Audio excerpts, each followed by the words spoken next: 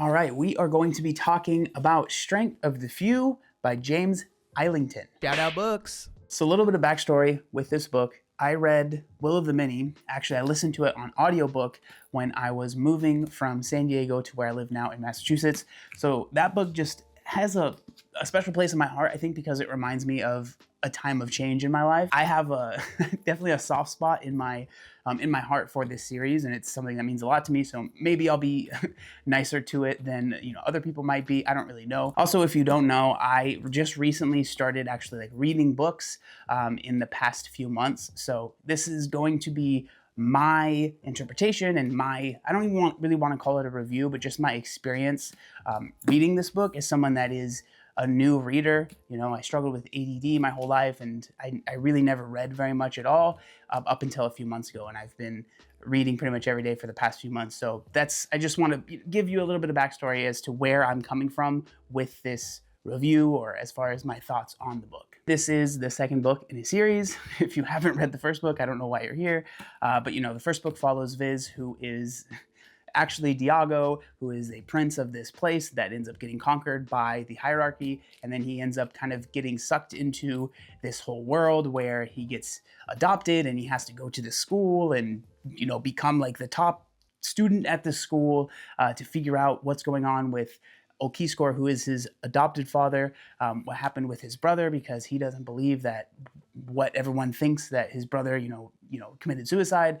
He doesn't believe that actually happened. So he recruits Vis to go to the school and basically infiltrate through a bunch of different things.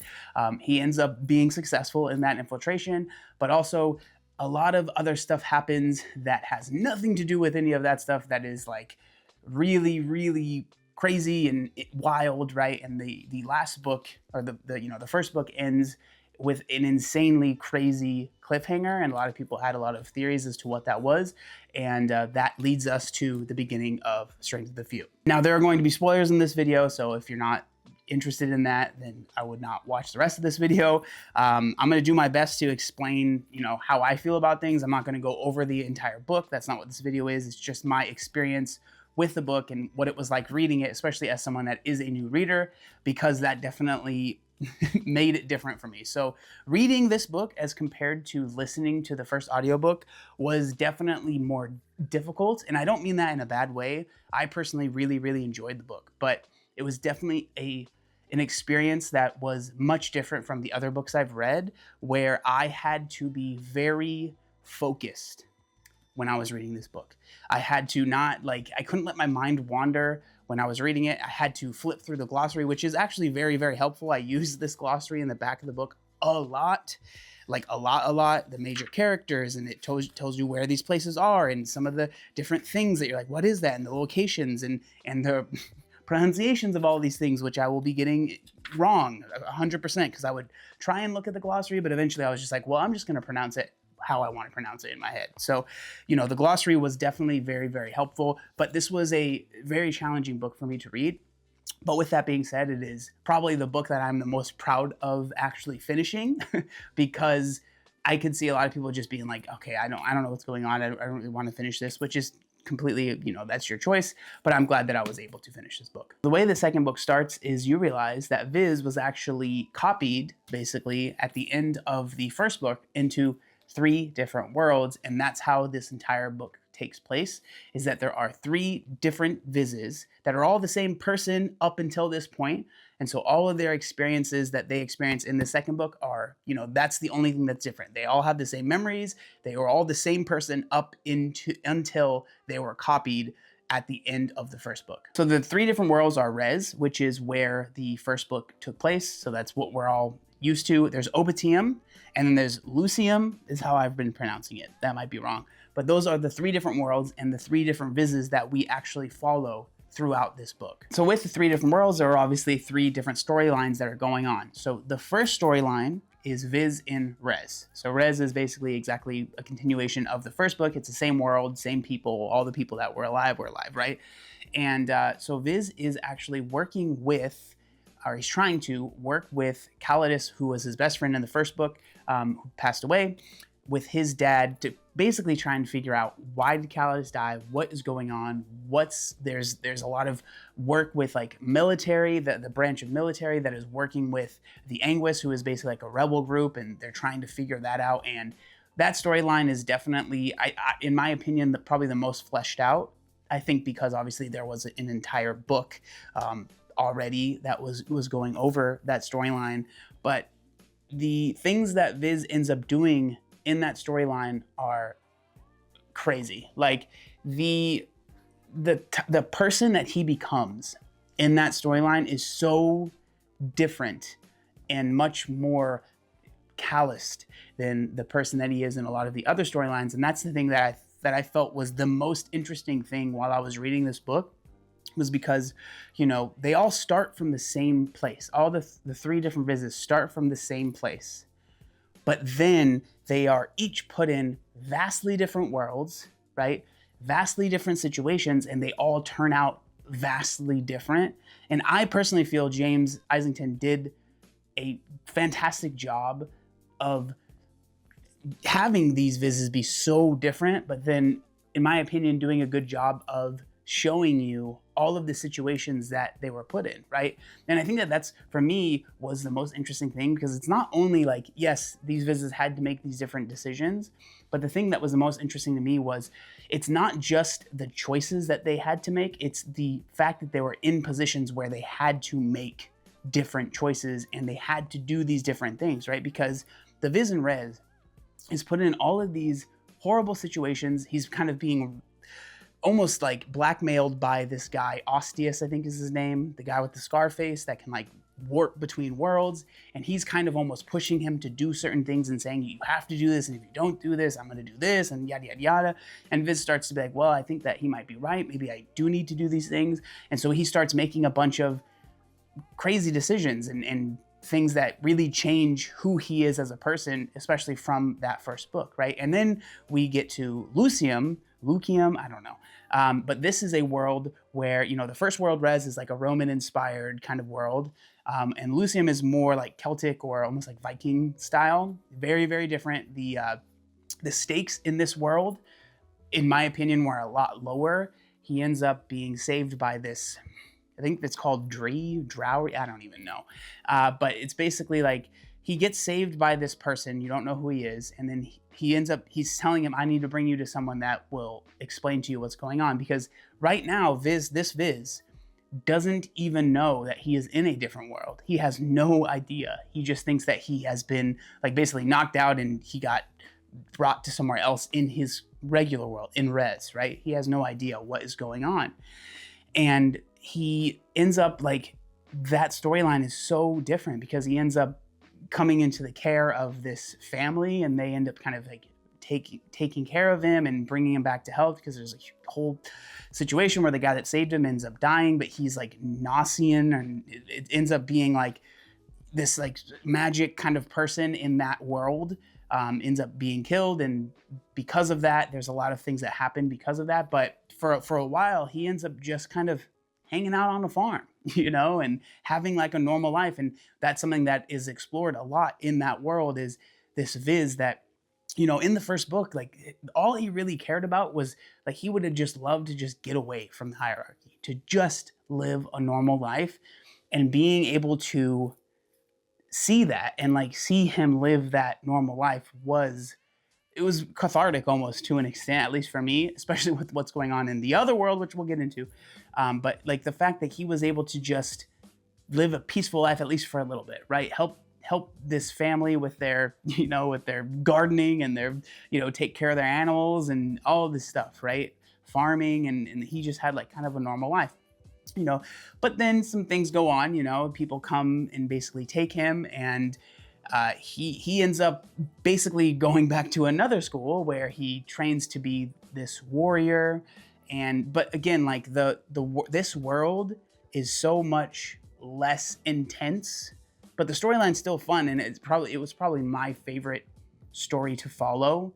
I feel like the characters were really fleshed out for me, at least, and like there's kind of like a little love interest thing there. But it was just a very, like, compared to the other worlds and what was going on, it was a very nice place to be. It felt very much so more cozy than the other worlds. Not, again, there was a lot of stuff that happened. There's still definitely a lot of death and a lot of intense things, but it was, compared to the other worlds, it was much more chill. And then the last world is Obitium, which I'm pretty sure is the cover. So that's what it looks like. It's like Egyptian inspired.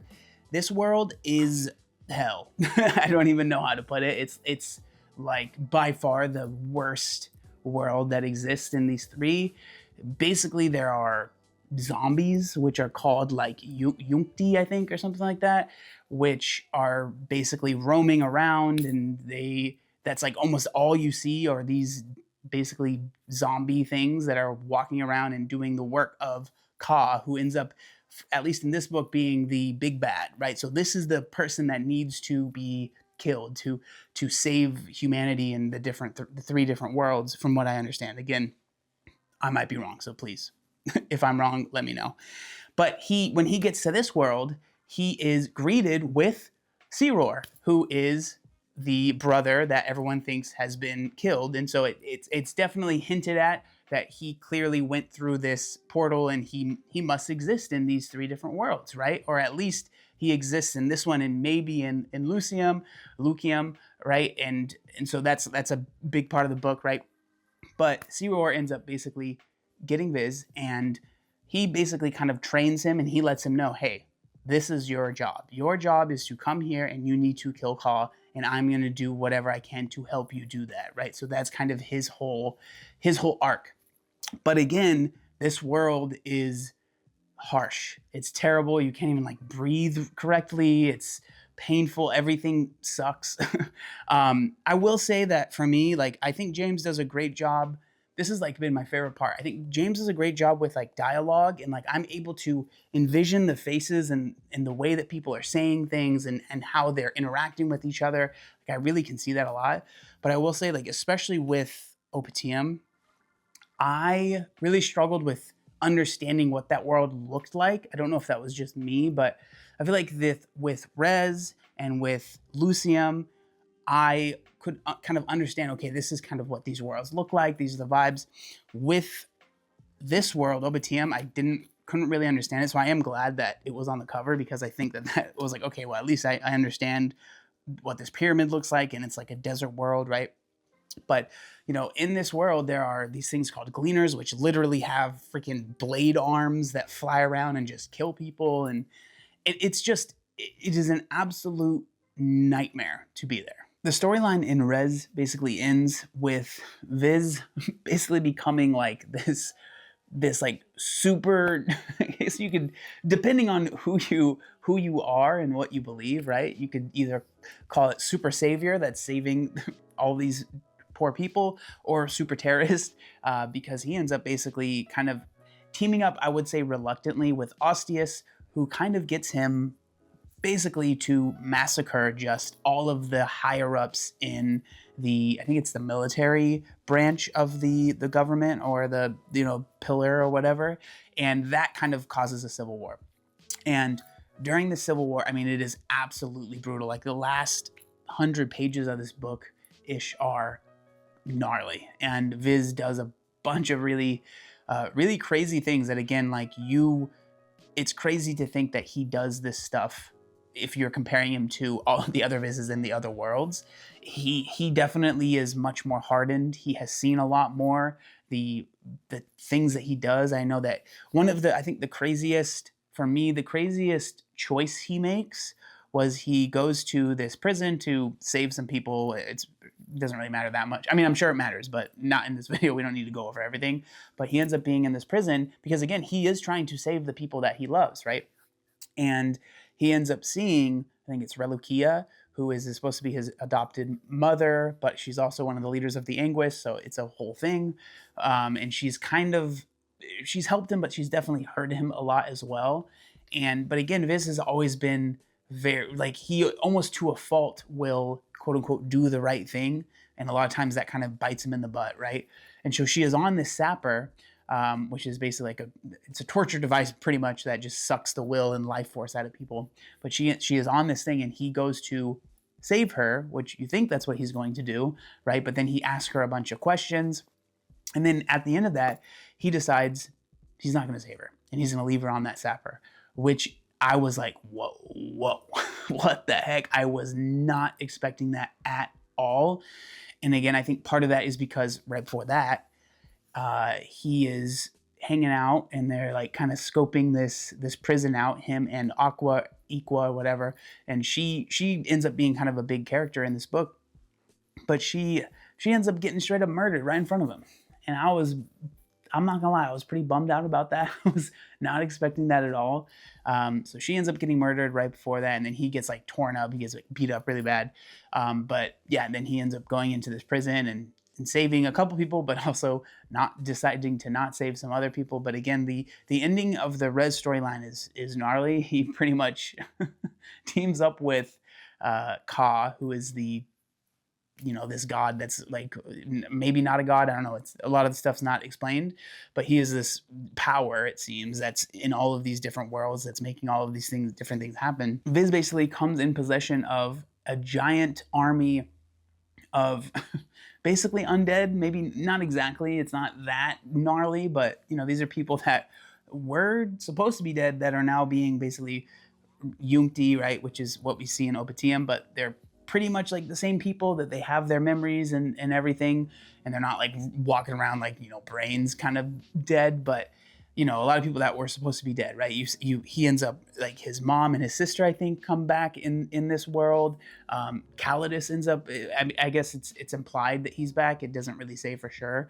So, but the ending of Rez is Viz is now basically, it seems, he is going to try to overthrow the government, become the leader of Rez, and to do that he is going to use this army of Yunkti, the undead or whatever, which again, super metal, gnarly, very curious to see where that's going to go. Obitium is definitely like the world where I was the most lost at times, when I didn't really understand what was going on. From what I could understand, he ends up having to infiltrate this giant fortress, basically, which is where Ka lives, right?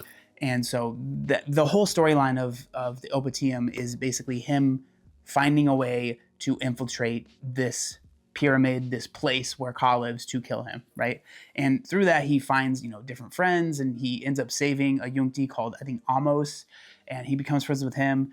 That friendship relationship, I was like, I don't know, it didn't really hit that hard for me compared to the other relationships. Like I said, the Obitium part, I think partially was because I was struggling to really put myself and understand what their surroundings looked like and everything that was going on. So I think I felt a little bit disconnected from that world compared to like Lucium or Rez, because again, with Rez, obviously I had read an entire book before this that I was really keyed into all the different people there, right? But basically he has to kill Ka, right? And there's a ton of stuff that goes into that. He gets these special weapons that he's able to do a bunch of damage that before wasn't possible. But basically, the end of the storyline on in Obitium is that he does end up getting through. It's a huge ordeal that he has to go through and find Ka, and he gets into this room where Ka is supposed to be, and it looks completely different from what I understand than the rest of Obitium.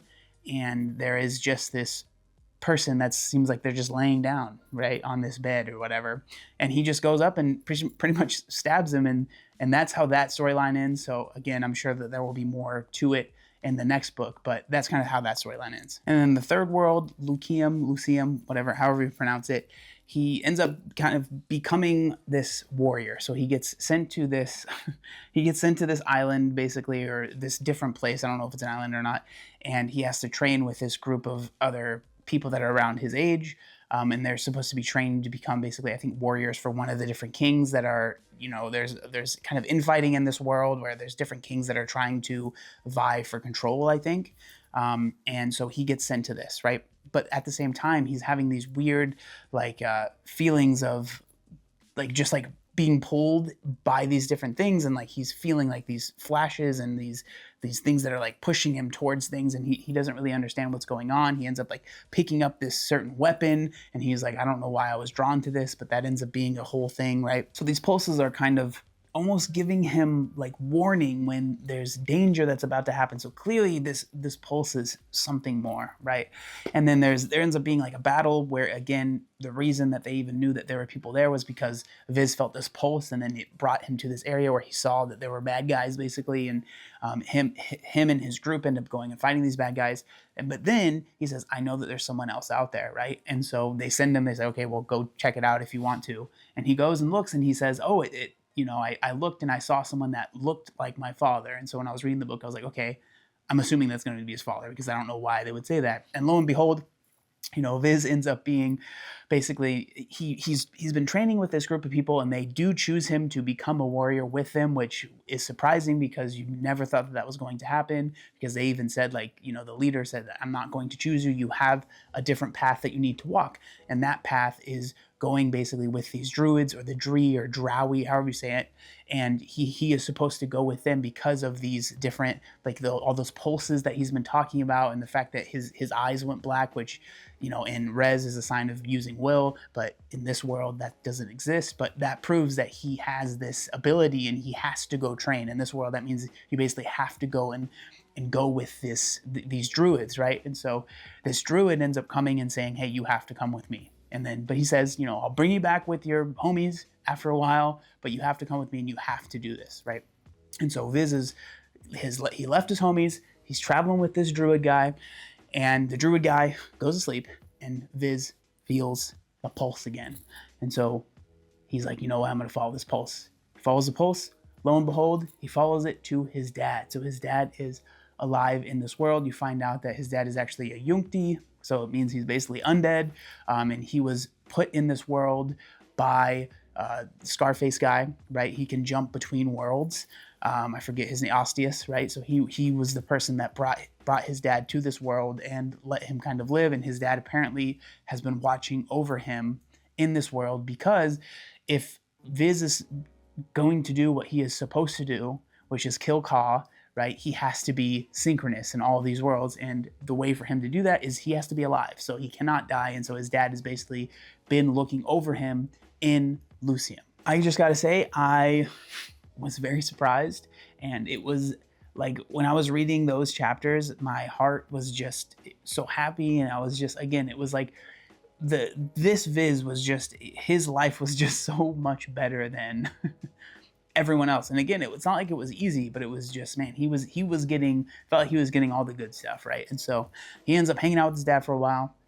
He goes and has to do this trial for this, this group of that all of these druids do. He ends up doing the trial, but then he ends up getting captured, and the guy that was there with him ends up getting killed, and he gets captured, and he's brought to this one of the other kings, basically like fortress thing or whatever, and a bunch of stuff goes down. But basically Viz ends up killing this huge, insanely strong warrior who just recently had killed the king that Viz was kind of like fighting for. So it was like this big deal. And then so now Viz in this world, at the end of this storyline in this world, he's kind of he is this champion, right? And he is known as, like, all the people around him know him as this person that kind of helped, because it seems like the conflict has ended. But a weird thing was that this enemy king that has been causing all of this death and destruction and all of this crazy stuff, he gives himself up, right? Which was very confusing. But he said, the only thing that I want is I want to be able to talk to Viz, right? And I have to talk to him. Like, that's my one stipulation. And so Viz ends up having a conversation with him, and then you find out that this king is actually Seeroar, right? And so again, it's that, like I was talking about, that through line of people will do and turn into very different people based on the situations that they're in. Because again, in Obitium, Seeroar, he was this person that really helped Viz, and he was like, I really enjoyed reading him. He was a very fun character, and I was very bummed when kind of all of a sudden he disappeared in the book, right? So, but Seeroar he ended up being this evil warlord king in Lucium, which again is like the complete opposite of what happened with Viz, right? I'm very curious to see what is going to happen in this third book. I mean, the second book kind of ended similar to the first one, where there's just like this humongous cliffhanger that's like, is going to happen. I am so curious. Again, so as far as like my thoughts on the book, I really enjoyed it. I personally I've been using Fable. That's where I'm like kind of updating my books that I've read and stuff like that. And I personally gave it a 5-star. I wouldn't really give too much stock into my ratings. It's just how I feel about the book, and I really enjoyed it. I don't think it's like perfect, but for me, it was very gripping. I really liked that we were jumping between the worlds, and I wouldn't be surprised if some people were not super happy with this book though compared to the first one, because it is definitely very different, very, very different than the first book, because again, you are spending less time with each of the characters, right? Because it is split in these 3 different worlds. And so I do think and I hope that the next book will be able to flesh some of the stuff out. Like I said, with Obitium, I was just very confused as to what was going on there. There was just so many things that I really didn't understand. And I mean, I'm sure if you watch this video, you're probably like, there's a lot of stuff you didn't understand, brother, which I don't disagree with. You know, again, it was a tough one for me. Like, it really was a tough book for me to read. And I don't even say that as a bad thing. Like, I am very happy that I finished it. I'm very proud of myself for finishing it. But it was a difficult one. It was a very confusing book. So I can understand if people didn't like that, or they just didn't like the constant switching between the different worlds, because it definitely ends on cliffhangers very frequently. And you're like, frick, I want to know what's going on with Viz and Rez. I want to know what's going on with Viz and, Lucium. I want to know what's going on with Viz and Obitium. Whatever. So I can understand being frustrated with that. But for me, it was fun to be able to kind of jump between these different worlds and kind of, again, like for me, the most interesting thing was just seeing how different Viz ended up. But I felt all of them made sense based on the position that he was in and the choices that he had to make. Because yes, he still had the option to make choices, but the choices he had to make in Rez were very, very, very different than the choices he had to make in Lucium, right? Which were also very different than Obitium. And all of those worlds are very different. And it just shows how much the situation that you are in, regardless of if it's your choice to be there or not, it's going to shape you no matter what choice you make, right? No matter what choice you make, there are always going to be outside circumstances that make part of who we are, regardless of how much agency I feel like we have and want to have. There are things like, in the real world where you might be born in this place, which is, the industrialized much more than in another place. And that's going to just change who you are as a person fundamentally. And that for me was like the thing that was the most interesting to me. So while I might not understand everything and all the lore, which is fine with me because there are tons of videos of people that will explain it, and then I'll understand, right? But for me, it was more just that human aspect of being able to connect with, understanding just the situation that you are in. Some of it might be because of the choices that you are making, but a good portion is always going to be the position and where you are in the world or different worlds and the things that are going on in that area that you happen to be in, right? And that was just so interesting to me, and I really, really enjoyed that aspect of the book, and that for me was the thing that kept me turning the pages, because it was so interesting to see the different Vizes and the different choices that they were making and the different positions that they were being put in, and just how, they started here and they just kept going further and further and further apart. And it was very interesting for me to see that. But that is my thoughts on Strength of the Few. I know that this was definitely very much so a rambly video, and probably a lot of the stuff doesn't really make sense, and I probably got a lot of stuff wrong. But I'm not sitting here to say that I am the person that's going to get the lore accurate, be perfect with all that stuff. This is just me, a dude that just started reading, that read this very tough for me book, and I wanted to talk about how I felt about it. So that's my thoughts. If you read Strength of the Few, please let me know. Let me know what I got wrong. Let me know what you think maybe is going to go on in the next book. Apparently, this is probably going to be at least 4 books long. It's nice to be caught up on a series, because there's a lot of series that I'm reading that have already ended, and I have 6 books to finish. But it's nice to be caught up on one, and I just have to continue reading those series. But yeah, thank you so much for watching. I just want to say I really appreciate all of the comments on all of the videos. It has been fantastic connecting with so many people and being able to share my thoughts and just have a place where I can talk about this stuff. And everyone has been super nice. And so I really appreciate that. So thank you. If you're still here, please leave a comment. Let me know. I would love to talk to you. But yeah, thank you so much. Shout out books.